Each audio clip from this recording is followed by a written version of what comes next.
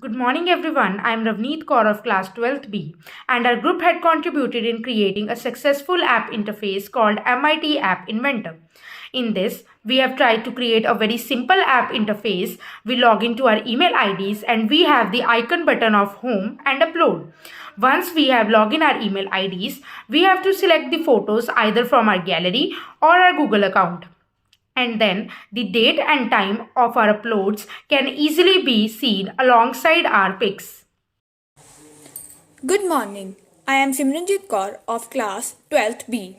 Our group had contributed in creating a successful app interference MIT App Inventor.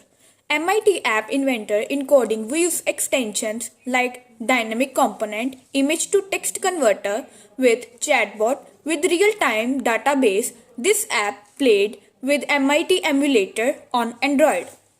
Good morning everyone, I am Ravneet Kaur. Today I am going to explain about how I create an app on MIT App Inventor. So first we have designed our screen, and secondly we go on blocks. So how we will start blocks? We do the block coding, which is easier and very efficient than other type of coding such as Python, because we use generally blocks and connect them.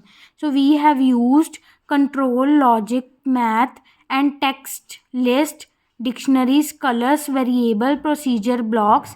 And then we have our screen 1 vertical arrangement, 2 vertical arrangement, we have label 1, and the components that we have used, the extensions are Typhoon AM1, Typhoon Google account, K104 base 641, Firebase DB1 dynamic component. So this is our block. So this is our block code, and this help us to create our designer app. So here this is the design of our app. Thank you.